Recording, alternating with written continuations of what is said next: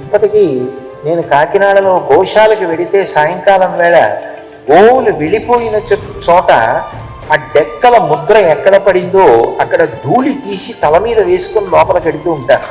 అంటే అది నేను ఏదో గొప్ప పని చేశాను అని నేను చెప్పట్లేదు. శాస్త్రం చెప్పిన దాని మీద నాకు నమ్మకం ఉంది కాబట్టి ఆ పని చేస్తున్నాను అని చెప్తున్నానంతే. కృష్ణ పరమాత్మ గురించి శ్రీకృష్ణ కర్ణామృతంలో ఒక శ్లోకం ఉంది. గోధూళిధూ సరిత కోమల గోపవేషం గోపాల బాలకశతైరనుగమ్యమానం సాయంతనే ప్రతిగృహం పశుబంధనార్థం గచ్చంతమచ్యుత శిశుం ప్రణతోస్మి నిత్యం అంటారు. ప్రతిరోజు సాయంకాలం ఆవుల మంద వెనక వెళ్ళినటువంటి చిన్ని కృష్ణుడి మీద ఆవుల యొక్క ధూళి పడేదిటే. ఆ ధూళితో నిండిపోయినటువంటి ఆ చిన్ని కృష్ణుణ్ణి నేను ధ్యానం చేస్తున్నానంటారు.